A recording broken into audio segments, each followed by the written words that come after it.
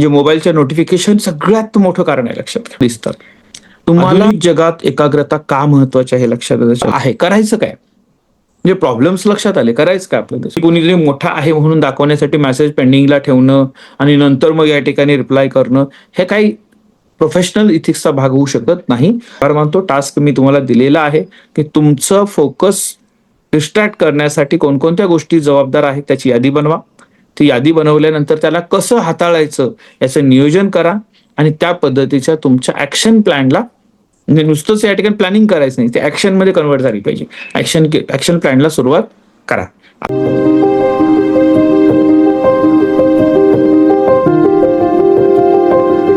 Career कट्टा, युवकांच्या सर्वांगीण विकासासाठी. शिवसंकल्प व्याख्यानमालेच्या 365 दिवसाचा हा संकल्प, यामध्ये आज 173वे सत्र माइंडसेट आणि पर्सनॅलिटी डेव्हलपमेंटमध्ये एकाग्रता वाढवण्याचं तंत्र या विषयावर आपण या ठिकाणी चर्चा करणार आहोत. हा विषय वेगवेगळ्या पद्धतीनं यापूर्वीही आपण हाताळलेला आहे, त्यामुळे काही उदाहरण आपल्याला रिपीट त्यातले वाटू शकतात हे लक्षात घ्या. आणि त्यातलाच एक भाग म्हणून आपण सुरुवातीला जर असा विचार केला की एक मिनिट म्हणजे 60 सेकंद डोळे बंद करून कोणताही विचार न करता आपण बसू शकतो का, याचा जर डेमो घ्यायचा झाला, आता सकाळची वेळ आहे, बरेच लोक झोपेतनं उठले पण नसेल, ते म्हणतील सर अजून मी 60 मिनिटं पण झोपू शकतो. 60 मिनिटं झोपणं हा भाग वेगळा आहे लक्षात घ्या. आपण जागे असताना डोळे बंद करून विचारांमध्ये किंवा विचार या ठिकाणी बाजूला ठेवून एखाद्या गोष्टीवर फोकस करू शकतो का, हा तो प्रश्न आहे लक्षात घ्या. आणि मग काय होतं अशा वेळेला की लगेचच मग आपल्या डोक्यात वेगवेगळे विचार, कॉलेजचं लेक्चर किती वाजता आहे, काल काय चुकलं, आज काय चुकलं, काल कोण भांडलं होतं, आज कोणावर भांडायचं आहे, हे सगळ्याच्या गोष्टी काही ना काहीतरी डोक्यात यायला लागतं आणि आपण या ठिकाणी आपला फोकस जो आहे तो या ठिकाणी कमी करतो. आता हा आपला एकट्याचा परिणाम नाही. आतापर्यंतच्या 172 भागांमध्ये कमीत कमी 10 ते 15 वेळेला आपण बघितलं की आपला अटेन्शन स्पॅन जो आहे तो गोल्ड स्पीच पेक्षा कमी झालेला आहे, म्हणजे 8 ते 12 सेकंदांपेक्षा कमी झालेला आहे. वाढवायचा कसा याच्यावर आपण आज फोकस देणार आहे लक्षात, ते फार महत्वाचं आहे. आणि त्याच्यावर हे समजून घेत असताना आपण पहिल्यांदा काही गोष्टी समजून घ्यायच्या. त्यातलं महत्वाचं आहे की 99% लोक आपल्यातले अशा काही उपक्रमामध्ये ज्यावेळेला 1-2 मिनिट जर लक्ष देऊन काही गोष्टी बघायच्या जसं म्हटलं तर आपण 30 सेकंदांपेक्षा जास्त वेळ टिकत नाही, वेगवेगळ्या गोष्टी आपल्या डोक्यात येतात. आणि मग आता 2009 मध्ये गोल्डस्पीच पेक्षा म्हणजे 9 सेकंदांपेक्षा कमी असणारी आपली 2015च्या आकडेवारीनुसार आपली अटेन्शन स्पॅन जो आहे त्याच्यामध्ये 33% अजून घट झालेली आहे. मायक्रोसॉफ्ट अटेन्शन स्पॅन रिसर्च सांगतो. तर मायक्रोसॉफ्ट का करू शकतं, कारण आपल्या सगळ्यांच्या डिव्हाइसमध्ये ते पोहोचलेलं आहे वेगवेगळ्या पद्धतीने लक्षात घ्या. त्याचे ऍप आहेत आणि या माध्यमातून आपल्याला आपल्या बद्दलची बरीच ॲक्युरेट माहिती त्यांच्याकडे असते. Nobel prize winner Venkatraman Radhakrishnan हे भारतीय अमेरिकन शास्त्रज्ञ, 2009 मध्ये त्यांना नोबेल प्राइज मिळाला. आणि त्यांना ज्या वेळेला विचारलं की तुम्ही जो काही रिसर्च केला, तुम्ही जो काही शोध लावलेला आहे, प्रोटीन कसे तयार होतात हे जे समजून घेतलेलं आहे, हे कसं शक्य झालं, तर त्यांनी सांगितलं की एकाच विषयावर 30 वर्षाचं फोकस आहे, डीप कॉन्सन्ट्रेशन ज्याला म्हणतात लक्षात घ्या. म्हणजे आपण 30 सेकंदाची सुरुवात केली तर तेवढं टिकत नाही आणि ही व्यक्ती सांगते की 30 वर्ष एकाच विषयावर मी फोकस केलं. याचा विचार करणं गरजेचं आहे की नाही. याला थॉट प्रोसेस इन्व्हॉल्वमेंट म्हणतो आपण त्याच्यामध्ये, की माझी त्या प्रोसेसमध्ये असणारी इन्व्हॉल्वमेंट हा एक महत्वाचा भाग असतो. म्हणजे मी ज्या वेळेला तुम्हाला वारंवार सांगत असतो की 365 दिवस 172 दिवस या उपक्रमात इन्व्हॉल्व राहिलं पाहिजे, त्या थॉट प्रोसेसमध्ये राहिलं पाहिजे, दररोज 2 तास विचार केला पाहिजे. कशासाठी आहे, कारण ते तुमच्या लाईफस्टाईलचा भाग झालं पाहिजे. आपल्याला त्या पद्धतीनं जगण्याची सवय लागली तर सातत्य टिकतं आणि सातत्य हे कोणतीही मोठी गोष्ट अचीव्ह करण्यासाठीचं सगळ्यात महत्वाचं प्लॅटफॉर्म आहे का, संधी का, साधन आहे लक्षात त्याच्या पद्धतीनं. आणि मग 30 वर्ष एका गोष्टीवर फोकस करणाऱ्या संशोधन नोबेल प्राइजला प्राप्त होतं. आणि आपण जिथं 30 सेकंद ज्या वेळेला एका गोष्टीवर फोकस करू शकत नाही, तर मग आपण कुठं आहोत याचा विचार करा. म्हणजे आपलं स्वप्न जर करता मोठं आहे तर आपल्याला ही बेसिक गोष्ट समजून घेतली पाहिजे की मला माझा एकाग्र करण्याचा जो काही या ठिकाणी कालावधी आहे तो कालावधी वाढवला पाहिजे. आणि त्यासाठी काही गोष्टी सातत्याने या ठिकाणी मला प्रयत्न करूनच करावे लागतील. बदललेलं वातावरण आहे, ठीक आहे, आपण हे सगळं ऍक्सेप्ट करूया. मग काय त्यात नवीन जायचं, नाविन्यपूर्ण हे लक्षात शक्यत. म्हणजे एकाच गोष्टीवर लक्ष केंद्रित करणं, दीर्घकाळ या ठिकाणी लक्ष केंद्रित करण्याची क्षमता जी आहे, संस्कृतीमध्ये याला धारणा असं म्हणतात, लक्षात घ्या. पतंजली योग सूत्रमध्ये अष्टांग योगातील एक 6वं अंग असं सांगितलं जातं. फोकस, अटेन्शन आणि कॉन्सन्ट्रेशन यातला फरक काय? अटेन्शन म्हणजे एका गोष्टीकडे मन जाणं, शॉर्ट टर्म काही सेकंदासाठी असतं, जसं रीलमध्ये तुमचं लक्ष केंद्रित होतं वारंवार लक्षात. फोकस म्हणजे निवडक गोष्टीवर लक्ष केंद्रित करणं काही मिनिटांसाठी, मीडियम टाइम. आणि फोकस म्हणजे निवडक गोष्टीवर लक्ष केंद्रित करणं आणि त्याच्यावर या ठिकाणी दीर्घकाळ खोलवर व्यतीत राहणं, तासनतास दिवसेंदिवस या ठिकाणी. म्हणजे जसं तुम्हाला रिसर्च करायचं आहे, तुम्हाला उद्योजक बनायचं आहे, तुम्हाला या ठिकाणी चांगलं नेतृत्व करायचं आहे. तुम्ही बघा, एखादी स्पर्धा डिक्लेअर झाली, 8 दिवसानंतर स्पर्धा आहे, महिन्याभरानंतर स्पर्धा आहे, तर महिनाभर तुम्ही त्या मोशनमध्ये असता. आता युथ फेस्टिवल काही ठिकाणी चालू होत आहे, आविष्कार चालू होत आहेत, तर त्या माहोल काय महत्वाचा असतो? माहोल तुम्हाला त्या फोकसमध्ये ठेवण्यासाठी फार महत्वाचा असतो आणि तो कारणीभूत ठरत असतो, लक्षात घ्या.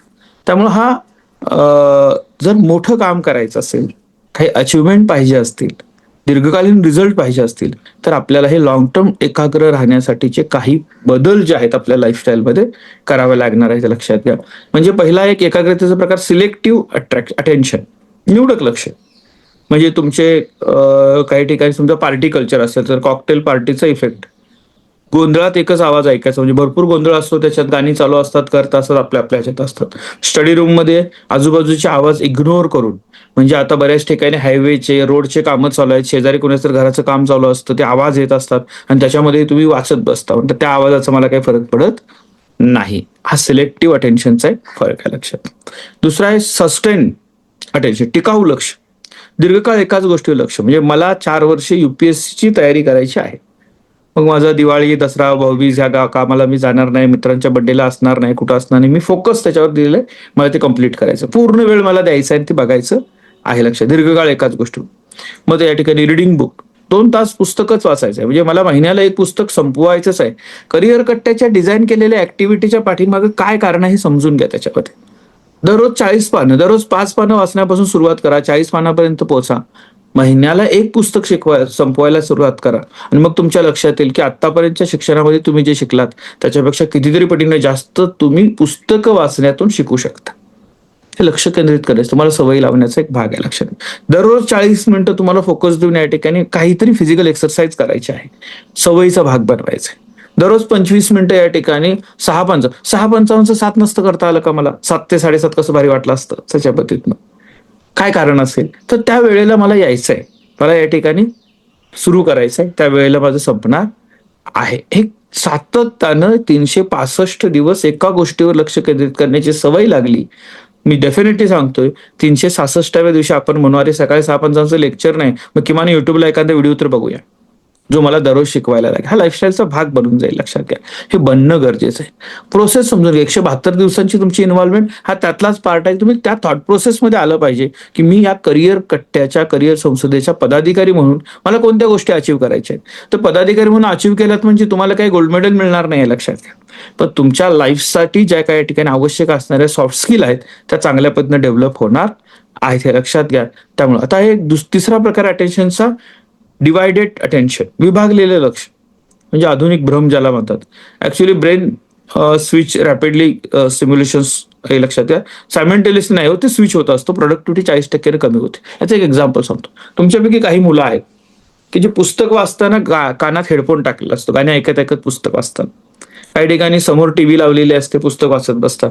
म्हणजे त्यांना असं वाटतं की ते आपलं तिकडेही लक्ष राहतं, इकडेही लक्ष राहतं आणि आमचा अभ्यास चांगला होतो, बाकी कुठेही लक्ष लागत नाही. ते डिवाइड होत आहेत. म्हणजे ब्रेन एका ह्यातून दुसऱ्यातून एक स्विच होत राहतो, प्रोडक्टिव्हिटी त्याची 40% कमी होते. तुम्हाला जर अशी सवय लावता आली की कोणत्याही पद्धतीच्या अशा आधाराशिवाय आपण जर 2 तास वाचन करत बसायची सवय डेव्हलप झाली चांगल्या पद्धतीनं, तर कम्पॅरेटिव्हली आता जे गाणी ऐकत म्युझिक ऐकत तुम्ही जे वाचन करता त्याच्यापेक्षा याच्यात जास्त चांगले रिझल्ट मिळू शकतात, हे लक्षात घ्या.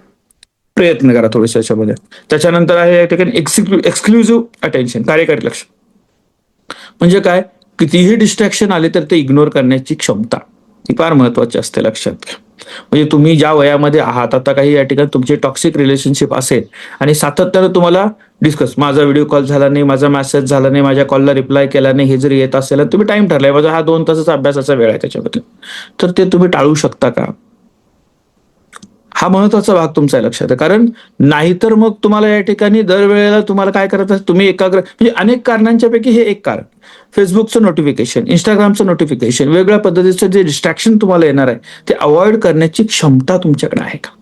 100% आहे. ती डेव्हलप करावी लागेल, प्रायोरिटी सेट करावी लागेल की आता तुम्हाला ज्या गोष्टीवर फोकस करायचा आहे तो करता यायला पाहिजे, हे लक्षात आहे. मग ती कितीही जवळची व्यक्ती असू दे, तुमचं कितीही त्याच्यावर प्रेम असू दे, तुम्हाला ह्या गोष्टी जर टाळता आल्या नाहीत तर तुम्ही फोकस देऊन एखादी गोष्ट पूर्ण करू शकणारच नाही, हे लक्षात घ्या. त्याच्या पद्धतीनं हा एक महत्वाचा वाला एक्सक्लुझिव्ह तुम्हाला अटेन्शन देता यायला पाहिजे. ते विल पॉवरशी संबंधित असतं, लक्षात घ्या. तुमची विल पॉवर तेवढी स्ट्रॉंग असायला पाहिजे, हे लक्षात. तुमच्यावर तेवढा कंट्रोल स्वतःवर असला पाहिजे की मला नंतर काय भांडायचंय करायचंय ते सगळं बघू, आत्ता फोकस माझी 40 पर्यंत संपली पाहिजे, माझा हा टास्क संपला पाहिजे, हा माझा वेळ आहे, तो डिस्टर्ब मी करणार नाहीये, मला फोकस देऊन ते काम करायचं, नंतर मी बघेन काय करायचं, ते लक्षात घ्या. आणि अशा काही गोष्टी जर करता तुम्हाला समोरच्याला सांगून समजत नाही तर तुम्हाला त्यापासून डिटॅच करता येणं गरजेचं आहे, हे लक्षात घ्या त्याच्या बाबतीत. नाहीतर या ठिकाणी वारंवार आपण प्रॉब्लेम मध्ये येत राहू, आपण डिस्टर्ब होत राहू, आपण आपल्या गोष्टीवर लक्ष फोकस करू शकणार नाही, लक्षात घ्या. आपण फोकस देऊन काम करू शकणार नाही. एकाग्रतेचं सायन्स, ब्रेनमध्ये नेमकं काय होतं हे लक्षात घ्या. त्याच्यामध्ये तुमच्या मेंदू 3 मुख्य भाग एकाग्रतेसाठी असतात. एक असतं डोक्याच्या समोर असणारा, म्हणजे आपण जसं म्हणतो सीयू ब्रेन, मुख्य बॉस सगळ्यांचं त्याच्यामध्ये, फोकस डिसिजन प्लॅनिंगसाठी, जो मेडिटेशनने या ठिकाणी मजबूत होऊ शकतो. दुसरा या ठिकाणी आपण म्हणतो की इंटरियर, म्हणजे या ठिकाणी आपण म्हणतो ना अटेन्शन डेकोरियर असतो, त्याच्या पद्धतीनं तो एरर डिटेक्ट करतो किंवा या ठिकाणी मल्टीटास्किंगला नो म्हणतो, एका वेळेला एकच करायचं, हे ते मिक्स करायचं नाही. तिसरा असतो रेग्युलर ऍक्टिव्ह सिस्टम, ज्याला म्हणतो आपण त्याच्यामध्ये फिल्टर ब्रेन, म्हणजे काय त्याच्यामध्ये की 99% माहिती तो ब्लॉक करत राहतो, हे आपल्या कामाचं नाही, ते आपल्या कामाचं नाही, ते आपल्या कामाचं, रिलेटिव्ह माहिती तेवढीच या ठिकाणी घ्यायची. एकाग्रता ढासळण्याच्या कामामध्ये एक डिजिटल ओव्हरलोड पहिलं कारण, म्हणजे मोबाईलच्या नोटिफिकेशन सगळ्यात मोठं कारण आहे, लक्षात घ्या. तुम्हाला ज्या वेळेला फोकस करायचा असतो, म्हणजे समजा तुमच्यापैकी काही लोक असतील की 6 ते 6:40 तुमचा योगा करण्याचा वेळ आहे, हा लक्षात, किंवा मेडिटेशनचा वेळ आहे, आणि मग या ठिकाणी तुम्ही 6:40 योगाला तुम्ही बसलेला आहात आणि 6:55 इकडे यायचं आहे, तर तुम्ही 6:55 योगा करताय गणेश हे माहीत झालं त्याच्यामध्ये, तर मी 6 वाजता करताय माहीत झालं, तर मी 6 वाजताच गणेशला मेसेज करणार, गुड मॉर्निंग गणेश, मग आणि 4 मित्र मेसेज करणार, म्हणजे त्या 40 मिनिटामध्ये 40 मेसेज येणार आणि मी ते बघत बस, हे पॉसिबल आहे का? ते नाही होऊ शकत, लक्षात घ्या. त्या नोटिफिकेशन पासून तुम्हाला सेपरेट करता आलं पाहिजे. इंस्टाग्राम स्क्रोलिंग सातत्याने केलं ते लक्ष आपलं लागत नाही. व्हॉट्सअप या ठिकाणी कॉन्स्टंटली चेक करत राहा, कुणी मेसेज केलेला आहे का, कुणी स्टेटस काय लावलेला आहे, कुणाचं काय हे आहे, ह्या गोष्टी बघत राहा. मल्टीटास्किंग माइंडसेट काय असं लक्षात घ्या. त्याच्यामध्ये खरं तर ब्रेन एका वेळी एकच काम करतो, तो कमीत कमी सेकंदांमध्ये स्विच होत असतो. म्हणजे 5 सेकंदाचा रूल काय, टास्क स्विच झाल्यामुळे मूळ टास्कवर परत यायला त्याला 23 मिनिटं लागतायत, हे समजून घ्या पहिल्यांदा. म्हणजे एखादं काम करत असाल, पुस्तक वाचायला लागले आणि मध्येच या ठिकाणी एखादा रील बघितला तर त्याचा झालेला इम्पॅक्ट बाजूला देऊन पुन्हा तुम्हाला तुमच्या वाचनावर येण्यासाठी तुम्हाला 23 मिनिटाचा वेळ लागतो. आपण जे सुरुवातीला अभ्यास कसा करायचा हे बघत असताना तुम्हाला या ठिकाणी टप्पे सांगितले होते, 20 मिनिटं वाचा, 5 मिनिटं ब्रेक घ्या, 20 मिनिटं वाचा, 5 मिनिटं ब्रेक घ्या. पण या 5 मिनिटाच्या ब्रेकमध्ये मोबाईल चेक करू नका हे सांगितलं होतं. त्याचं कारण काय, कारण त्यातल्या नोटिफिकेशन, त्यातला मेसेज आनंदाचा असेल, दुःखाचा असेल, कोणाचा त्रास देणारा असेल, कुणी जरी त्रास करून घेणारा असेल तर तो तुमचे पुढचे या ठिकाणी 20 मिनिटं लक्ष लागू देत नाही, हे समजून. म्हणजे पुस्तक तिथं ठेवून लायब्ररीमध्ये वाचत असताना 5 मिनिटात मी राऊंड मारून आलो, खालीपर्यंत जाऊन वर आलो, वॉशरूम पर्यंत झालं, पाणी पिऊन आलो, लक्षात, आणि जागेवर बसलो, ठीक आहे. नोटिफिकेशन चेक करणं हा त्याचा या ठिकाणी ऑप्शन नाही, ते अवॉइड करता यायला पाहिजे, हे लक्षात त्याच्या बाबतीत. त्यानंतर या ठिकाणी लक्षात घ्या की तुमची जी काही झोप जर झाली नसेल तरी देखील एकाग्र राहू शकत नाही. म्हणजे आता काही लोक आहेत सर त्याच्यामध्ये, आपली मीटिंग 6:45 चालू व्हायला पाहिजे होती, लक्षात घ्या, बरोबर आहे, ती 6:50 पर्यंत चालू झाली होती, 51 पर्यंत चालू झाली नव्हती, आणि मग चालू केल्यानंतर या ठिकाणी तुम्ही सगळे पटपट इन राहिलात, वेटिंगला काही मुलं होती, लक्षात त्याच्या बाबतीत. का, कारण की माधवीकडे जबाबदारी असते, माधवीची पूर्ण म्हणजे 11, 11:30, 12 पर्यंतच प्रवासातच वेळ गेला, होऊ शकतं त्याच्यामध्ये. पण तो लक्ष लागेल का, झोप झाली नसेल तर ते नाही लागणार, लक्षात घ्या. त्यामुळे झोपेचा एक परिणाम आपल्या याच्यावर होत असतो, हे लक्षात द्या. त्याच्यानंतर एक असतं की पुअर न्यूट्रिशन, म्हणजे जंक फूड जास्त खातो, शुगरचा वापर जास्त असतो, मग आपण म्हणतो ना की धुका आल्यासारखं ब्रेन कामच करत नाही, तो सुस्ती आली असं म्हणतो आपण त्याच्यामध्ये, असा प्रकार घडत असतो. डिहायड्रेशन, फोकस ड्रॉप होऊन जातो लक्षात तुमचं त्याच्यामध्ये. स्ट्रेस आणि एन्झायटी त्याच्यामध्ये की तुम्ही जर स्ट्रेसमध्ये असाल बऱ्याच मोठ्या प्रमाणामध्ये, एन्झायटी असेल, डिप्रेशन असेल, तर तुमचं लक्ष लागत नाही आहे, हे लक्षात आहे त्याच्या पद्धतीनं. त्यामुळे एकाग्रता कमी झाल्याचे परिणाम काय आहेत? अकॅडमिक मार्क कमी मिळतो, समजण्यास कठीण जातं, लक्षात घ्या. एक्झामची एन्झायटी वाटायला लागते. प्रोफेशनल काय होतं? डेडलाईन मिस होतात, एरर वाढायला लागतात, करिअर ग्रोथ स्लो होते तुमची. पर्सनल रिलेशनशिप या ठिकाणी सस्टेन राहत नाही, लक्षात घ्या. फॅमिली कन्व्हर्सेशन या ठिकाणी थोडी सुपरफिशियल होतात. हॅबिट्स इनकम्प्लीट राहतात तुमच्या ज्या आहेत त्या. हॉबीजवर तुम्ही वेळ देऊ शकत नाही, लक्षात घ्या. हेल्थमध्ये एन्झायटी, डिप्रेशन, स्लीप प्रॉब्लेम्स, लक्षात असे अनेक इश्यू तुम्हाला दिसतात. आधुनिक जगात एकाग्रता का महत्वाची आहे लक्षात घ्या त्याच्या बाबतीत. आधुनिक म्हणजे आता ज्या डिजिटल एरामध्ये आपण आहोत का, सातत्यानं वेगवेगळे डिव्हाइस कनेक्ट आपले आहेत. म्हणजे तुम्ही थोडंसं ऑब्झर्व करा. काही लोक या ठिकाणी तो हेल्थ बँड घालतायत, ती हेल्थची रिंग वापरतायत, तो हेल्थ वॉच जो असतो ट्रॅकर तो वापरलेला असतो. काही लोक या ठिकाणी आता ते मेटा ग्लासेस आलेत, त्याच्यातून या ठिकाणी व्हिडिओ रेकॉर्ड होतो, ऐकतो, त्याच्यावरती दिसतो, ते वापरतायत. मोबाईल वेगळा आहे, टॅब वेगळा आहे, लॅपटॉप वेगळा आहे, वेगवेगळ्या पद्धतीचे गॅजेट्स आहेत. घरामध्ये इलेक्ट्रॉनिक्स या ठिकाणी सगळे स्मार्ट कनेक्ट होत आहेत. अलेक्सा वापरताय तुम्ही त्याच्यामध्ये, त्याला कमांड देताय. म्हणजे सगळेच गॅजेटेड आपलं लाईफ झालेलं आहे. आणि या सगळ्या लाईफमध्ये हे सगळं आजूबाजूला असताना आपण एका गोष्टीवर फोकस करू शकतो का? आणि मग डिस्ट्रॅक्शन जर टाळायचं असेल तर मला माझी लाईफस्टाईल किती महत्वाची आहे लक्षात.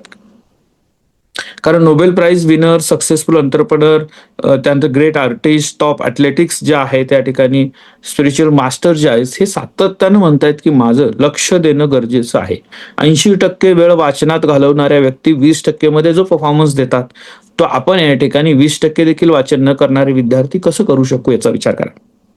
आपल्याला तिथे लक्षात, एकाग्रतेचे शत्रू मी तुम्हाला सांगितलं, आपल्या मेंदूमध्ये या ठिकाणी सातत्यानं वेगवेगळ्या पद्धती, स्मार्टफोन आणि सोशल मीडिया सर्वात मोठा शत्रू आहे. मग त्याला कसं करायचं? म्हणजे दिवसाला 150 वेळेला फोन अनलॉक करताय तुम्ही, कमीत कमी. म्हणजे आता डिजिटल वेलबिंगचा रिपोर्ट ज्या वेळेला त्याच्या खाली लिहिलं असतं बघा, अनलॉक किती वेळा केलं, नोटिफिकेशन थ्रू किती वेळा केलं, कॉल होता पण किती वेळा केलं, हे लक्षात येतं.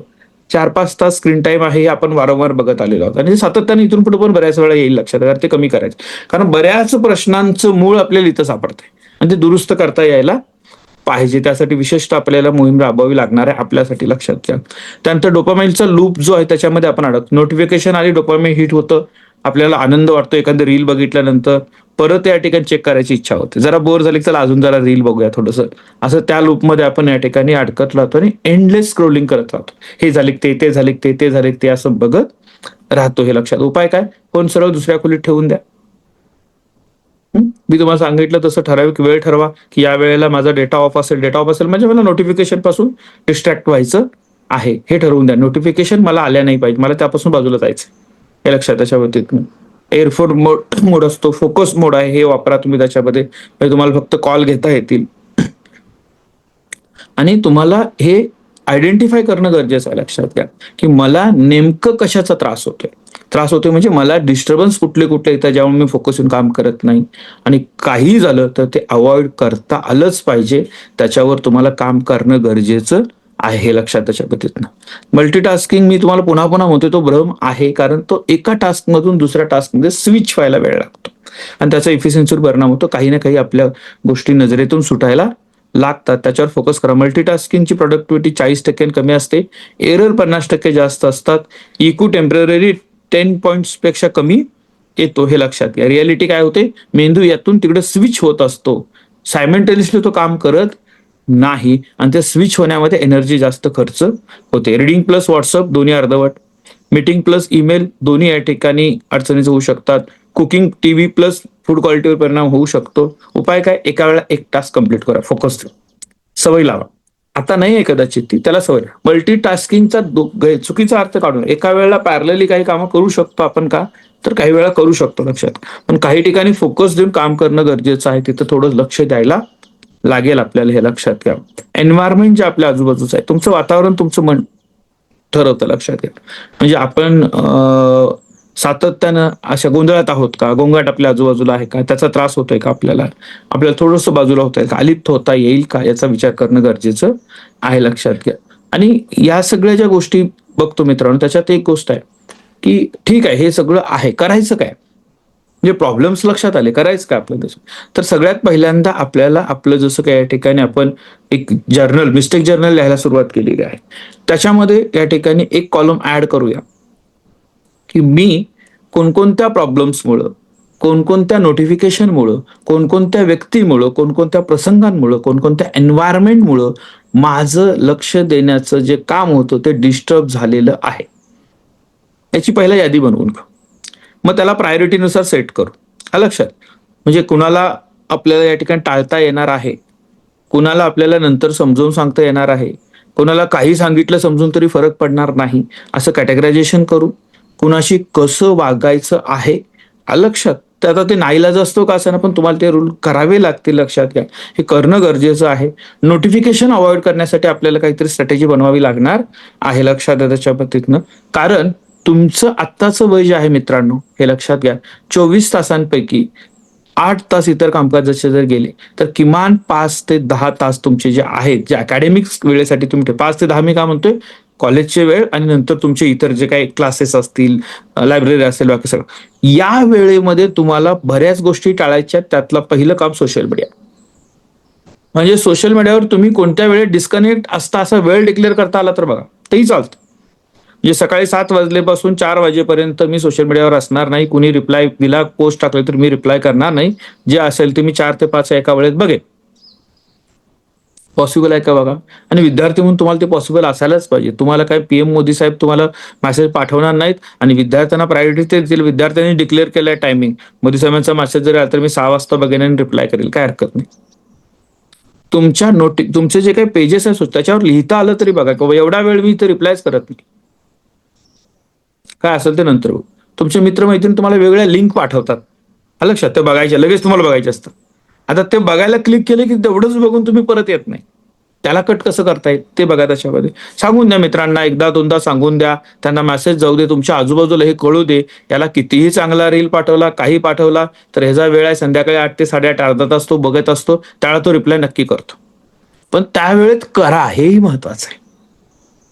त्याचं कारण काय, की तुम्ही एकदम गायब होऊन चालणार नाही त्या सगळ्या प्रक्रियेमधनं, पण तुम्हाला या ठिकाणी ती सवयी लागणं स्वतःला हे थोडंसं गरजेचं आहे. तुमचा मोबाईल तुमच्या कामासाठी वापरा. समोरच्याला तुमचा मोबाईल कसा वापरायला ठेवू नका. मोबाईलला नोटिफिकेशन दिलं म्हणून तुम्ही ओपन करू नका. मग तुम्हाला तुमच्या मोबाईलचं सेटिंग फोकस मोड किंवा वर्क मोडवर ठेवता येईल का. वर्क मोडमध्ये ऍप्लिकेशन टाकून दिले तर त्या ऍप्लिकेशनचं नोटिफिकेशन तुम्हाला येतच नाही त्या कालावधीमध्ये. म्हणजे तुमचा अकॅडमिक जो वेळ आहे तो अकॅडमिक वेळ जर करता या ठिकाणी ठेवला तर तिथं चालू शकतं, हे लक्षात. हे तुम्हाला आत्ता शक्य आहे मित्रांनो. प्रोफेशनल लाईफमध्ये जर तुम्ही आला तर तुम्हाला ते एक चुकीचा समज, म्हणजे तुम्हाला कोणीतरी मेसेज केलाय, काहीतरी कामाविषयी विचारलेलं आहे, त्याला रिप्लाय जर तुमचा गेला नाही तर संबंधित व्यक्ती तुमच्याविषयी गैरसमज करून घेऊ शकते. त्यामुळे तुम्हाला या ठिकाणी ते सांगायला लागेल, की तुम्हाला ते सेट करावं लागेल. विनाकारण मी कोणीतरी मोठा आहे म्हणून दाखवण्यासाठी मेसेज पेंडिंगला ठेवणं आणि नंतर मग या ठिकाणी रिप्लाय करणं, हे काही प्रोफेशनल इथिक्सचा भाग होऊ शकत नाही. पण आता तुम्ही ऍज अ स्टुडंट स्वतः जर फोकस करायचा असेल तर तुम्ही यातल्या काही प्रॅक्टिसेस करू शकता. त्यामुळे एकाग्रता वाढवण्यामध्ये पहिल्यांदा आपल्या डिव्हाइसला आपण ट्रेन करूया.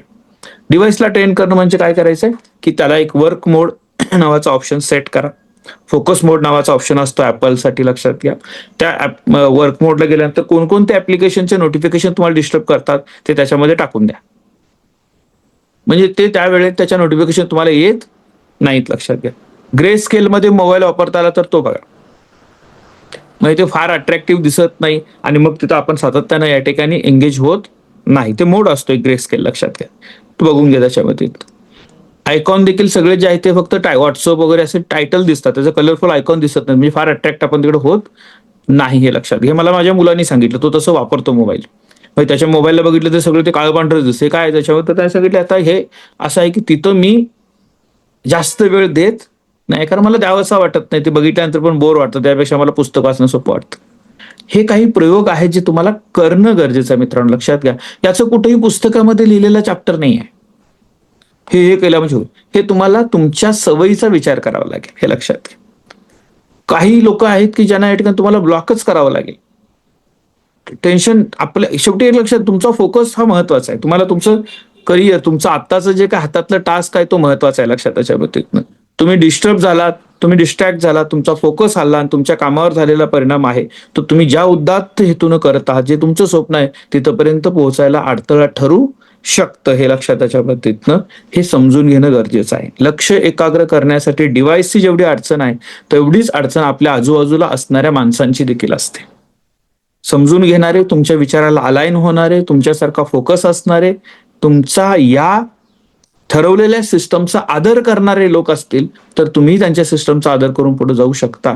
असे नसतील तर त्यांना फार काळ सोबत ठेवाल तर तुम्ही अडचणीत येणार. तुमच्या बाबतीतले या ठिकाणी काही कामांचे रिझल्ट बदलत जातील आणि नंतर मग या ठिकाणी पुन्हा तुम्हालाच त्या सर्वाचा दोष स्वीकारावा लागणार आहे. त्यापेक्षा आजच आपण तयारी करू. मी जसं सांगितलं तसं मिस्टेक जर्नल जे आपण बनवलेलं आहे त्याच्यामध्ये आज तुमचाच एक आराखडा बनवा.